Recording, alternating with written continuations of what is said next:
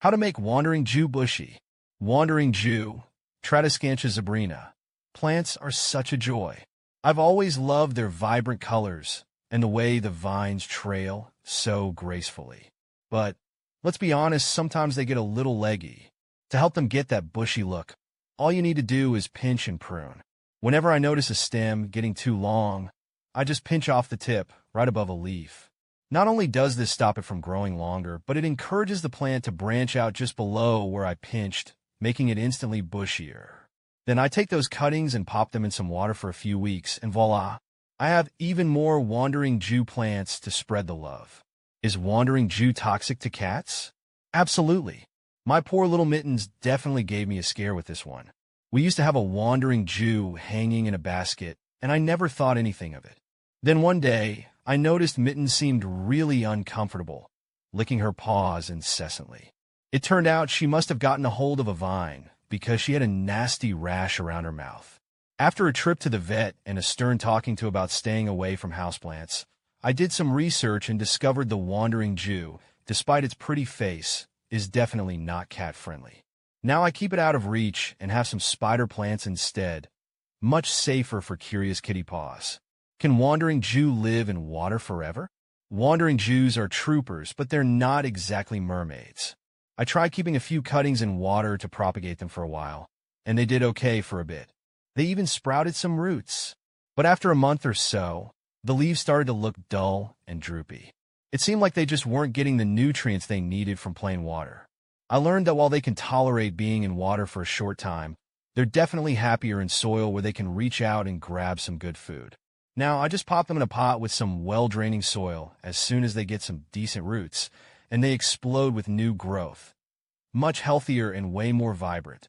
Is wandering Jew toxic to dogs? While wandering Jew isn't exactly dog dinner delicious, I haven't noticed it being terribly toxic in my experience. There haven't been any times where my pup, Charlie, has chowed down on a vine and gotten sick. However, I did read online that it can cause some allergic skin irritation in dogs. Charlie loves to roll around in the garden, and I've definitely seen him get a little itchy after a romp through an area with a lot of wandering Jew. So, to be safe, I try to keep him out of the thick of it and maybe give him a good brush after outdoor playtime. Better safe than sorry, right? Does wandering Jew come back every year? That depends where you live.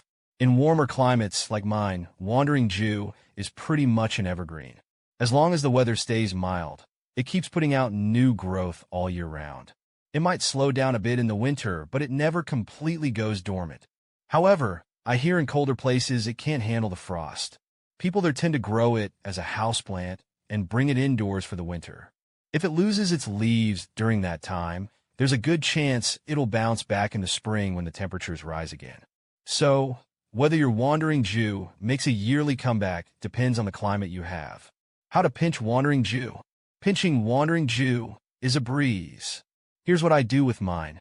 Target those long stems. I scan my plant for any vines that seem to be getting a little out of control, stretching away from the bushier parts. Sharp is key. I grab some sharp pruners or scissors. Blunt tools can damage the delicate stems, so a clean snip is important. Pinch, don't snip too much instead of going for a drastic haircut. I find it best to just pinch off the top inch or two of the stem. I aim for a spot just above a leaf node, the little bump where a leaf grows out. Double the fun. The best part? Those little snips I pinched off, they're not garbage. I pop them in a jar of water to propagate. In a few weeks, I'll have baby wandering Jews ready to plant and create a whole new bushy bunch. How to propagate wandering Jew in water. Propagating wandering Jew in water is actually super easy, and it's my favorite way to get new little plants for free. Here's my method. Snip, snip. I grab some sharp pruners or scissors and find a healthy stem on my main plant. Ideally, it should be a few inches long and have at least a couple of leaves. Leaf it to the nodes. Look closely at the stem. You'll see little bumps where leaves grow out. Those are the nodes. Try to make your cut just below a node so the new plant has a place to sprout roots. Single or double. Up to you. I like to take a couple of cuttings at a time and put them all in the same jar. That way, I can create a little water garden and enjoy the pretty colors while they sprout. Water Wonderland. I find a glass jar or container and fill it with fresh, clean water. Tap water is fine, but if yours has a strong chlorine smell, letting it sit out for a day helps. Leave it be. Mostly I place the cuttings in the jar, making sure the nodes are submerged in the water, but the leaves stay above the surface. Then I just find a bright spot with indirect sunlight and let nature take its course. Root watch. Every few days, I peek at the jar to see how things are going. In a week or two, I should start to see little white roots growing out from the nodes. That's a good sign. New home time. Once the roots get to be an inch or two long, it's time to graduate my new plants to a pot. I fill a pot with well-draining potting mix and carefully plant the cuttings, making sure the roots are covered. Welcome to the jungle. I water the newly potted plants and give them a nice spot with bright, indirect light. With a little love, they'll be off and growing in no time, ready to become bushy new members of my plant family. How to root wandering Jew. As you mentioned, rooting wandering Jew in water works wonders. But if you'd like to try something different, you can absolutely root them directly in soil too. Here's what I've found works well. Prep party. Grab a pot with drainage holes and fill it with a well-draining potting mix. Wandering Jews aren't fans of soggy feet, so good drainage is key. Snip selection. Just like with water propagation, choose a healthy stem a few inches long with a couple of leaves. Make a clean cut with sharp pruners or scissors, ideally just below a leaf node. Planting time. Make a small hole in the soil with your finger or a pencil, just deep enough to comfortably hold the stem. Gently push the stem cutting into the hole, making sure the nodes are buried in the soil. Moisture mission. Water the soil lightly until it's moist but not soggy. Remember, they're used to some moisture, but not a swimming pool. Light it up. Find a spot with bright, indirect sunlight. Too much direct sun can scorch the leaves, but they won't thrive in the dark either. Patience is a virtue. Rooting in soil might take a little longer than water propagation, but usually within a few weeks, you should see new growth emerge from the nodes you buried. Keep it steady. Maintain consistent, moderate moisture in the soil. Don't let it dry out completely, but avoid overwatering either. Congrats! Once your new wandering Jew has established a good root system and healthy new growth, you can relax and enjoy your success. What to do if cat eats wandering Jew? If your cat nibbled on some wandering Jew, here's what I usually do. Monitor closely. First, keep a close eye on your feline friend. Look for signs of discomfort like vomiting, diarrhea, or excessive paw licking. Call the vet. For peace of mind, while wandering Jew isn't usually deadly, it can irritate their tummy. For peace of mind, I recommend calling your vet for advice.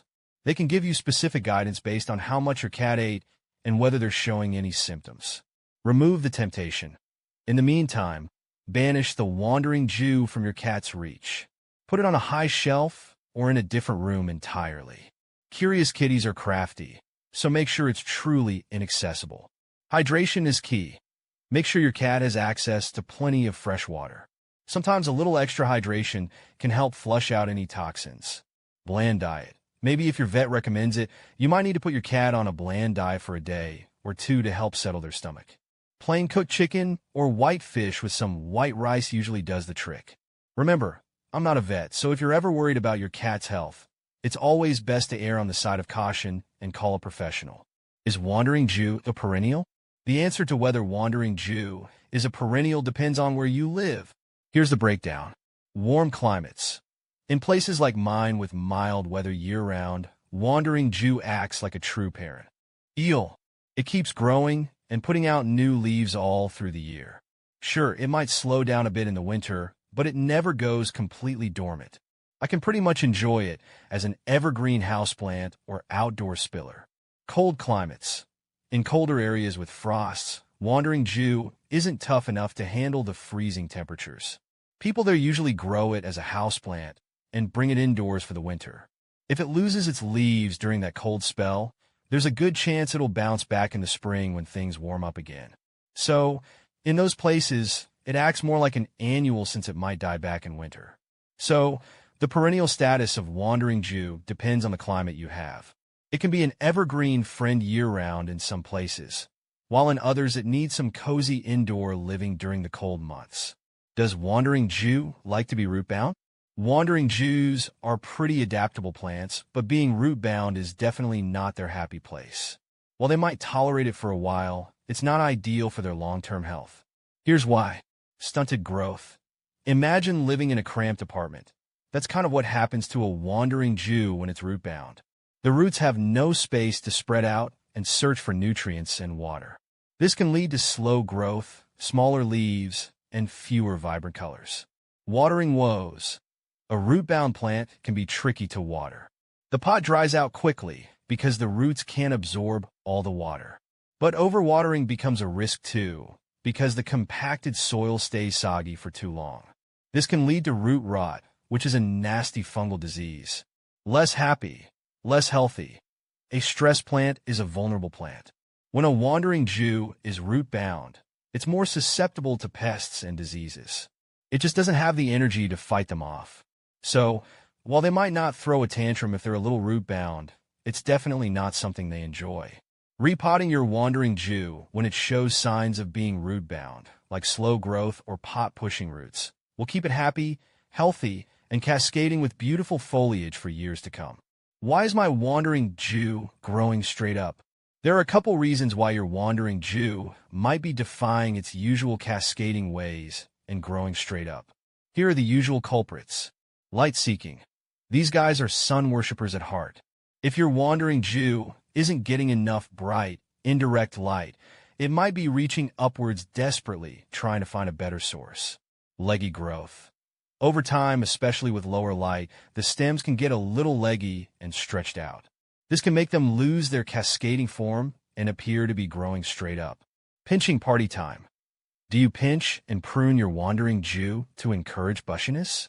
While this is a great technique, sometimes if the cuts are too high up the stem, the new growth might initially shoot straight up before branching out. Here's what you can do to get it cascading again. Light it up.